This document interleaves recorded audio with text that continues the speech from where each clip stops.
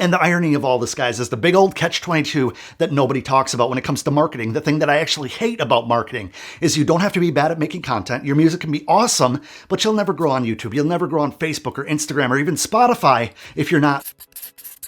What's going on, guys? Adam Ivy, sellmusic.com, here to help you go further, faster in your music career by sharing proven marketing techniques and strategies to help you transform that passion for making music into a legitimate business that's going to provide you with freedom and fulfillment, two of the most important things in life in general. Now, this video is not going to be hella long because it doesn't have to be. Something I see all of you guys doing for the most part, day after day after day, that's shooting yourself in the foot, is something I need to put into perspective for you immediately. Now, imagine going to a Guitar Center or a local music store, and all they have in the entire store is 4 or 5 guitars, maybe a couple keyboard stands and no keyboards, no sheet music, no instruments besides those 4 or 5 guitars and a couple keyboard stands. Now, they're running ads. They have a ton of salespeople on the floor. They're doing flyer after flyer after flyer, but eventually they go out of business if that's all they have. Now, your social media following, your YouTube, is the same thing. You are the brand, aka the store, and your posts, your content, your music is the product. I've said it before, but I'm going to paint it in a different picture because recently a couple people, actually way more than a couple people, a lot of people have been contacting me very impatient, very frustrated, very kind of depressed and ready to give up because they're saying, Adam, I'm spending money to promote these posts. Adam, I'm spending all this time to reach out and do your 1,090-day strategy, but I'm not growing. I'm not getting fans. I'm not getting sales. I'm not getting streams and so forth and so on. Now, the problem with that is a lot of people are trying to open a store before they have inventory. Does that make sense? So many of us, myself included at one point, were impatient because my following wasn't growing fast enough.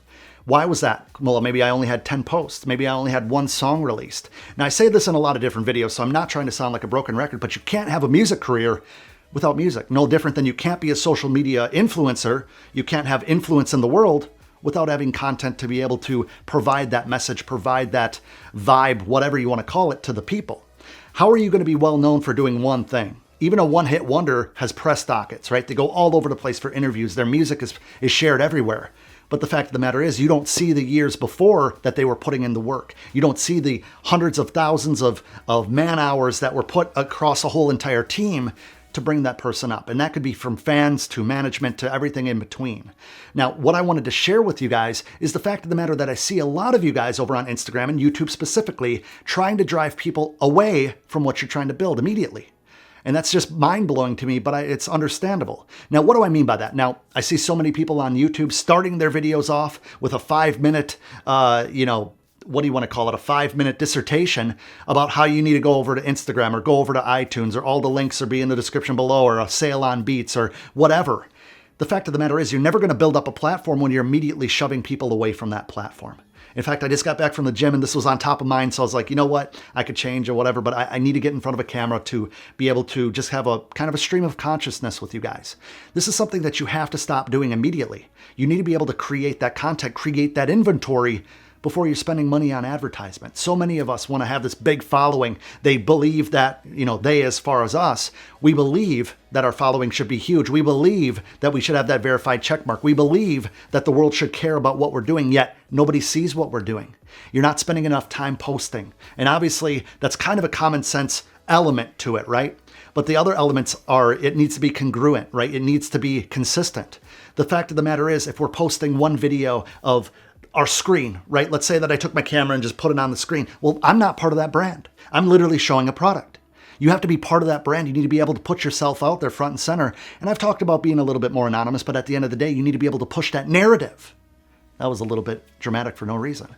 But you follow me, guys. When you're going on YouTube and then immediately trying to get people over to your Beat page, when you're going on YouTube and you're immediately trying to get people over to Spotify, over to iTunes, how can you possibly build something if you're trying to send people away from what you're trying to build? It'd be like having people coming into your store with the 4 or 5 guitars and a couple keyboard stands and immediately saying, you should go across the street because they give you a discount if you mention us. What's the point of that? Now, I understand that you're going to have to drive sales. You're going to have to drive interest. The marketing side of things really pushes people in that way, whether it be a lead capturing funnel, whether it be something as simple as going and following you on a different social platform. But you have to integrate that and don't distract people with that, right? So in my videos, I might mention the fact that I have a mentorship program that is a one-on-one thing. It's invite only, and you can apply, and I'll put that up on the screen right now. But that's not what this video is about. I do want to connect with you guys, but that's not what the video is about. Now, I integrated that, but I'm still talking about the subject at hand, which is building a social following, building a YouTube channel, being able to get people to engage with you on those platforms, to grow on those platforms. Then by osmosis, I'm trying to break down the word osmosis, meaning in general, from what they're doing there, they're going to gain an interest in what you're doing. You know, so many people comment and message me, and even in person, some of my friends are like, Adam, you know, the 1,090-day challenge is great, but you're interacting with a ton of people and you're starting a lot of conversations. How are you going to keep those conversations moving day after day as they grow and as they build? Well, that's the thing. Nobody wants to have a conversation with you day after day for months, but maybe some people, I'll take that back. But for the most part, a person just wants to have a friendly interaction and then on to the next person. It's really that 3-second rule, that first impression of who is this person? What do they want me to do? What do they represent? Do they look professional? And side note, do they have enough content to keep my interest? If you went on a channel, for instance, if I clicked on Discovery Channel or TLC or fill in the blank, MTV, whatever, and they had 2 shows a day, nobody would be a loyal viewer rather of that. Maybe there'd be a few, but the fact of the matter is they have to keep people's interests. Why do you think breaking news and the 24-hour news cycle is so popular? Because it gains their attention. People know that they're going to be able to get some information or get some entertainment, get some breaking news things. Every story these days is breaking news. It's a marketing tactic. Nothing is breaking news, very rarely. Breaking news used to be something that would break into the middle of a show to tell you something that was incredibly important, but now it's used to get that intrigue, to kind of push the fear, push that, whatever you want to call it. Now, what I'm getting at there is it's something to keep your interest over and over. It's fresh. Now, if you don't have enough content, now I'm not saying you have to post 5 times a day. If you do post 5 times a day and it's quality content, you're going to see your numbers go up significantly versus your best friend who's only posting once or twice a week. Now, I'm not saying to create content just to create content. You need to be able to have something, but at the end of the day, look at your brand, look at yourself, look at what you're doing as a business. So many people I see time and time again are just running their businesses as a hobby. You're a hobbyist at best.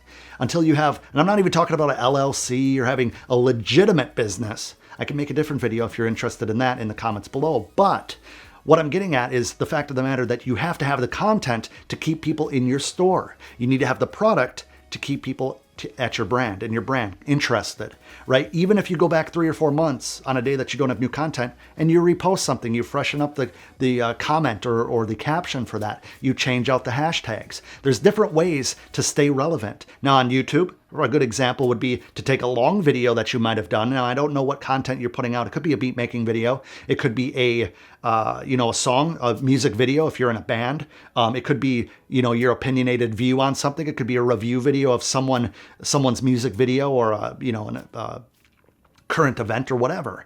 This really applies to anything. It doesn't just have to be music. You could take that and repurpose it by breaking it down into a new clip or going back, like I just mentioned, and maybe you have an old music video that you could do a reaction video from something old and kind of refreshing it. And the thing is, as your audience grows, they might not know about your old content, so they can go and watch that, and you're keeping the cycle moving. It's an ecosystem, guys. You need to be able to create enough product to keep people in your store. And then when you get that genuine interaction, when you get that genuine engagement, that's when you throw out a call to action, but not too often. If I were to do that every single video and say, hey, go check out my program or whatever, fill in the blank, go check out my clothing line at the end of the video, that would mean you would leave YouTube to do that. And I don't want you to leave YouTube. In fact, I want you to go check out this video next because I think it's going to help you along your journey. And just to prove my point, I want you to join my journey by joining the channel family by clicking that little subscribe button, then smashing that bell icon. And in the comments below, I want to hear about if you're creating enough inventory, enough content to keep people interested. Now, come join me over on Instagram. And as always, all my contact information will be in the description box below.